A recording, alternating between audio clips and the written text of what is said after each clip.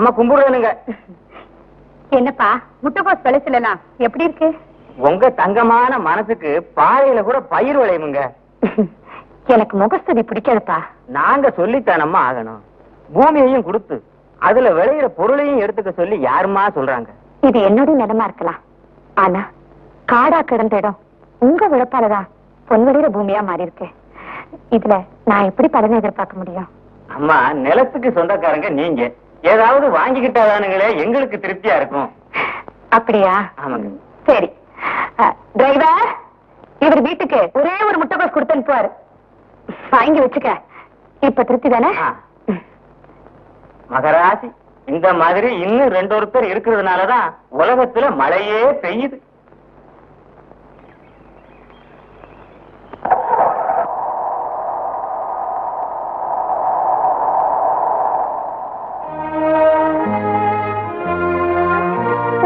அம்மா, இவ இருக்கிறதுனாலதான் ஊர்ல எல்லாருக்கும் மழை பெய்யுது. உங்களுடைய சின்னஜமா யார கேட்டுறா இந்த நிலத்துல இறங்குனீங்க? உங்க சின்னம்மா தானுங்க இந்த நிலத்தை எங்களுக்கு கொடுத்து அதுல உழைச்சு பொழைச்சுக்கங்க. நிறுத்துறா. எவன் நிலத்தை யாரா கொடுக்கறது? இந்த சுத்து வட்டாரத்துல இருக்கிற 10 மைல் நிலமும் எனக்கு சொந்தம். உடனே எல்லாரும் இந்த பூமியை விட்டு கிளம்பி ஆகணும், புரிஞ்சுதா? இல்லைங்க சின்னஜமா. சின்னஜமா சின்னஜமா சின்னஜமா சின்னம்மா தானுங்க கொடுத்தாங்க. சின்னஜமா சின்னஜமா சேகரம் சொல்றது. ஏன்டா ஏன் பின்னாடி வந்துட்டு இருக்கீங்க?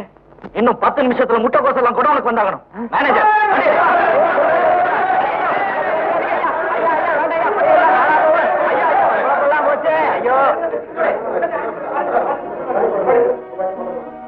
இதுல எங்கேயோ சிக்கல் இருக்கு.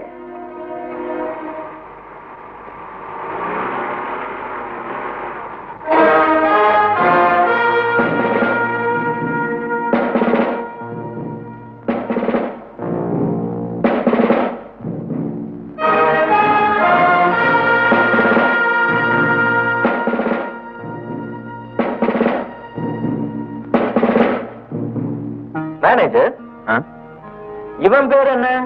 முருகன் சின்ன முதலாளி. நமக்கு பாக்கி எவ்வளவு? 1500 ரூபாய்.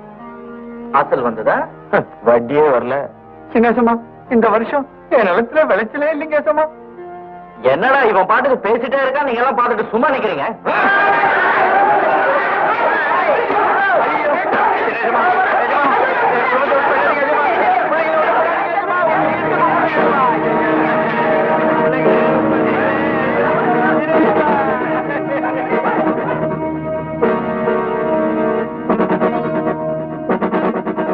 இதுல எங்கேயோ சிக்கல் இருக்கு.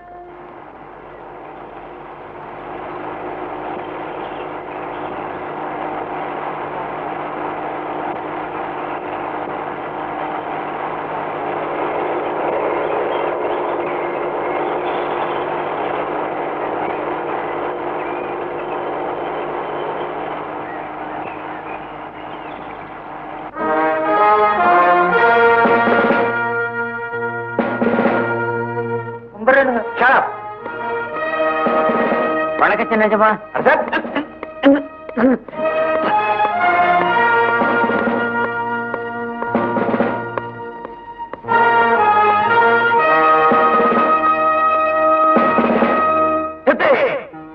என்னப்பா? நீங்க எங்க அப்பாவுக்கு 2ஆண்டாருங்கிற ஒரே காரணத்துக்காக உங்களையும் உங்க மகளையும் இந்த மாளிகையில தங்க அனுமதிச்சிருக்கேன். நீங்க நம்ம எஸ்டேட் கூலிக்காரங்களுக்கு நிறைய செலவு தரீங்கன்னு எனக்கு வெளியே போகும்போது தெரிய வருது.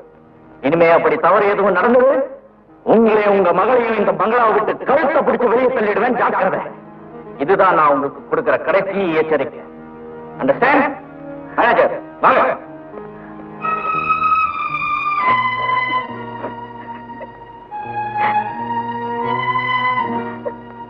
எழுந்திருப்பா. அம்மா, சின்ன ஏமா பேசுனதெல்லாம் கேட்டுக்கிட்டு தாமா இருந்தோம். எருமைக்கு கூட ரோஷம் வருமா, அது எங்களுக்கு தெரியும். இவ்வளவு பெரிய மாளிகையை விட்டுட்டு நீங்க போயிட்டீங்கன்னா இந்த எஸ்டேட்டோட நிலைமையும், இந்த எஸ்டேட்ல வேலை செய்யற ஆயிரக்கணக்கான தொழிலாளருடைய நிலைமையும் கொஞ்சம் நினைச்சு பாருங்கம்மா. அதனாலதான்ப்பா அவமானமோ அவமரியாதையோ பல்ல கடிச்சுக்கிட்டு நான் இங்கேயே இருக்கிறேன். ஒவ்வொரு சமயத்துல எனக்கு இங்க இருந்து போயின்னு தான் தோணும். ஆனா இந்த ஊருக்கும் எனக்கும் தெய்வமா இருந்த என் புருஷன் ஞாபகம் வரும். அவருடைய பிள்ளை என் பிள்ளை மாதிரிதானே.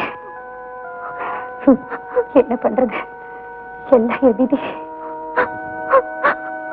மாயா, நீ ஏன் மாடற? அண்ணன் பேசுறதுல கேட்டேன். அண்ணன் எப்ப திருந்துவாரு? இத பாருமா, அப்படிலாம் பேசக்கூடாது. என்ன இருந்தாலும் அவனுக்கு மூத்ததாரத்து பிள்ளைய இளையதாரத்து பொண்ணு கேவலமா பேசிட்டானே. நாளைக்கு எனக்கு தான் கெட்ட பேர் வரும். அம்மா, நானும் நீங்க சொன்னபடி எல்லாம் செஞ்சனே. என்னையே கீழே தள்ளிங்க.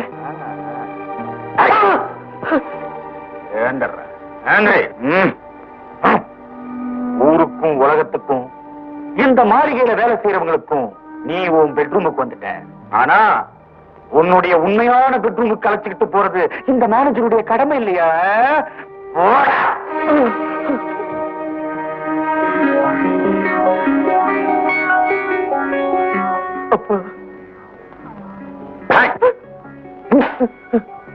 புரியல.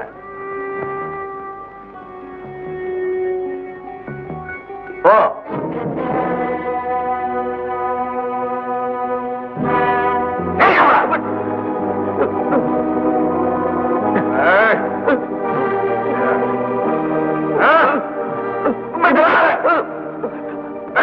அடிக்காதீங்க.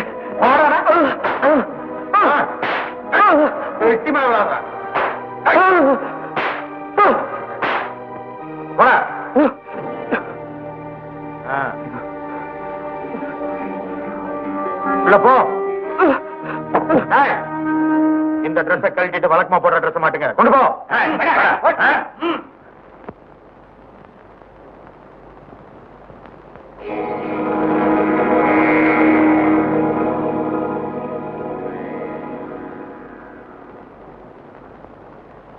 என்ன மேனேஜர்? கவலைப்படாதீங்க மேடம், நான் எல்லாத்தையும் இவனை வச்சு திருப்பி கொண்டாந்துட்டேன். குட்.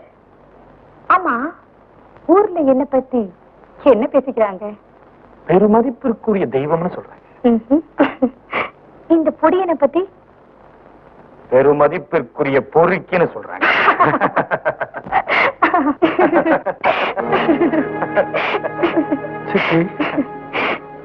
என்னடா கண்ணா? என்ன விட்டுருங்க, நான் இங்க ஓடி போயிடுறேன். எப்படிடா விட முடியும்? சொத்தெல்லாம் உன் பேர்ல இருக்கே. உனக்கு கல்யாணம் ஆகி ஒரு குழந்தை பிறந்ததுக்கு அப்புறம் தான் இந்த கோடிக்கணக்கான சொத்துல இருந்து ஒரு குண்டூசியை கூட விற்க முடியும்னு உங்க அப்பா உயிர் எழுதி வச்சுட்டாரு.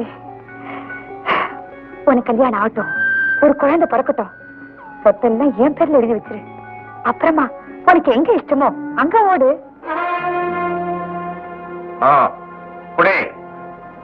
சித்தி, எனக்கு இந்த மூலிகை பண்ண வேண்டாம் சித்தி. சித்தி, அடிக்காதீங்க, குடிச்சிடுறேன்.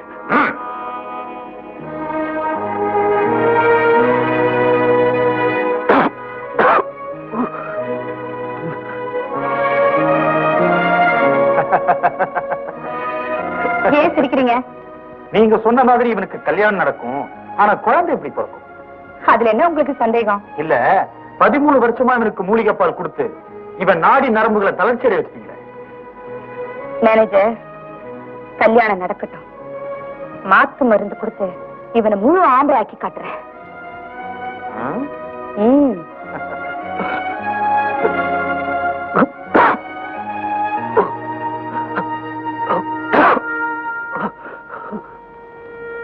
சமத்து. சித்தி, சித்தி, என்னடா கண்ணா? உங்க சாப்பாடு உப்பே போட மாட்டேங்கிறாங்க சித்தி. ஐயோ, உப்பு போட்டா ரோஷம் வரும், ரோஷம் வந்தா வீரம் வரும். உனக்கு வீரம் வந்தா அது எனக்கு தெரிஞ்சிருந்தேடா கண்ணா. இல்ல சித்தி, உப்பு இல்லாம. டேய், குழந்தை பேசிட்டே இருக்கா, நீ என்னடா பாத்துட்டு சும்மாவே இருக்க? சாப்பிடுங்க, சாப்பிடுங்க.